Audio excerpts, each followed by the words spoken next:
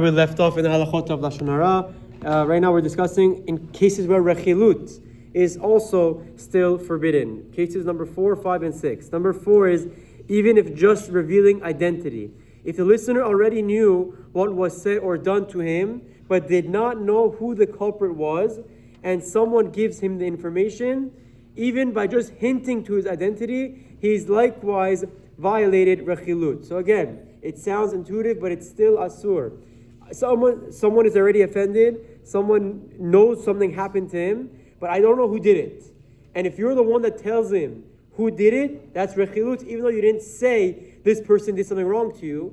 When you put the name to the subject, then it's considered Rechilut as well. Number 5, even a roundabout Rechilut. Rechilut derech Ramaut, through trickery, says the Chafetz Chaim, is still Assur.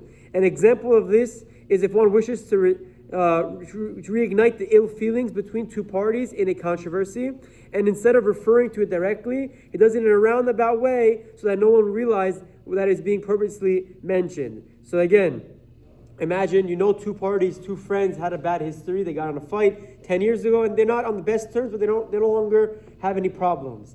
And you're sitting at dinner with them, and you mention and you reference something from that story. Let's say they fought over a bottle of wine.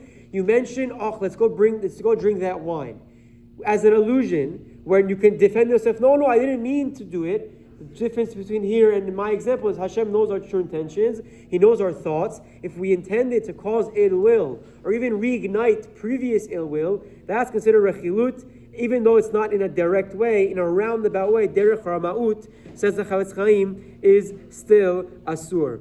Even Rechilut about Rechilut. Wow, this is a good one. If Reuven spoke Lashon Hara about Shimon to Levi. So again, person 1, 2, and 3. Person 1 spoke negatively about number 2 to person number 3. And Levi, number 3, relayed this information to Shimon, thus violating Rechilut. Number 3 heard and went to the subject and said, by the way, number 1, Reuven spoke negatively about you. Shimon may not go back to Reuven and say, why did you tell Levi that to me? By doing so, Shimon himself is now transgressing the provision of Rechilut as well. In essence, Reuven realized that Levi revealed his negative speech to Shimon, which will now cause ill will between Reuven and Levi. Even Shimon does not mention Levi's name, but merely says, why did you say that about me? It is forbidden in this. It is forbidden. In this case, Reuven can easily figure out that Levi is the culprit and is still considered Rechilut. This is it's a crazy example. Someone spoke negatively about you. Okay? According to this halakha and the Chafetz Chaim, you can't approach the person and say, why are you speaking negatively about me? Because it's saying Rechilut about the person that he spoke Lashon Hara to.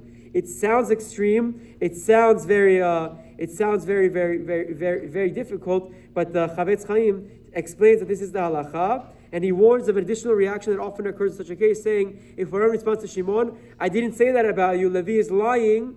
Now it's even worse. Now you're getting even worse into the pickle. That now Shimon and there's more Lashon Hara being spread, more Rechilut. So what do you do in this case if someone's speaking negative about you? You wanna